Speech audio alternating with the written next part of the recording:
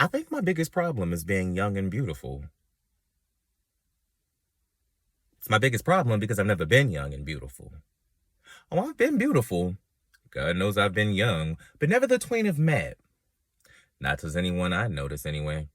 You know, a shrink acquaintance of mine believes this to be the root of my attraction to a class of men most would subtly describe as old and ugly. I think he's underestimating my wheels. You see, an ugly person who goes after a pretty person gets nothing but trouble. But a pretty person who goes after an ugly person gets at least cab fare. Now, I ain't saying I never fell for a pretty face, but raison fait. You give me a toad with a pot of gold and I'll give you 3 meals a day. Because, honey, ain't no such thing as a toad when the lights go down. It's either feast or famine. It's the daylight you gotta watch out for. Well, face it, a thing of beauty is a joy till sunrise.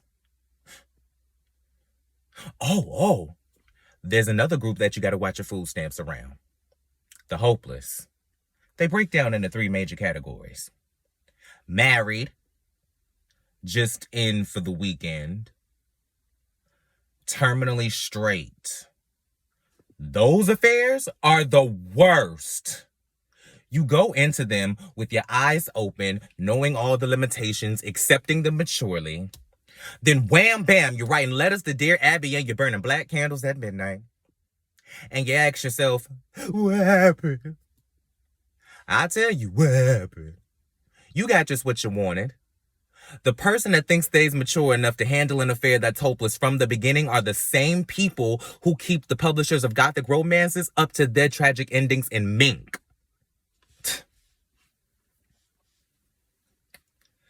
What do you think? Gorgeous, huh? Give me a break. It's still under construction. For those of you who ain't yet guessed, I am an entertainer. No one's left of one. I go by the name Virginia Ham. Ain't that a kick in the rubber parts? You should hear some of my former handles. Anita Man. Fonda Boys. Clairvoyant. Faye Waves. Bang, bang, Ladesh. Yeah, I'm one of the last of a dying breed. Once the ERA and the gay civil rights bills pass, me and mine will find ourselves swept under the carpet, like the blacks did with Amos Andy and Aunt Jemima. But that's all right. You know, with a voice and a face like this, I got nothing to worry about.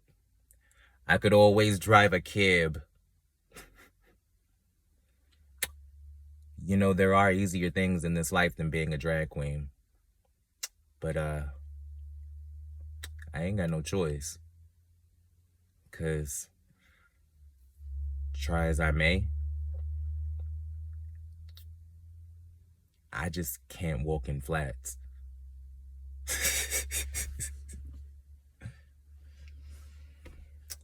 There was this one guy once.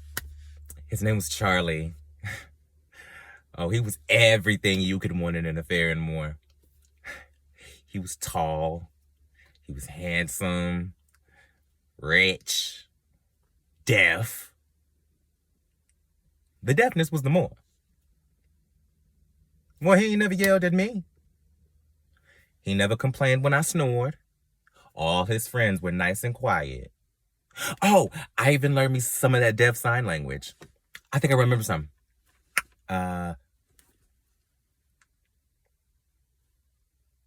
It's cockroach. Oh, wait. Means. Oh, here's my favorite. Means I love you. And I did too. But not enough.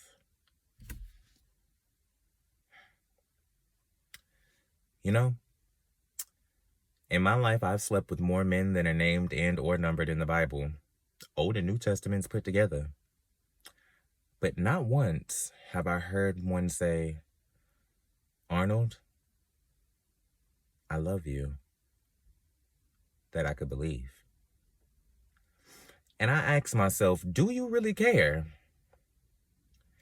And you know, the only honest answer I could give myself is yes. I care. I care a great deal. But not enough.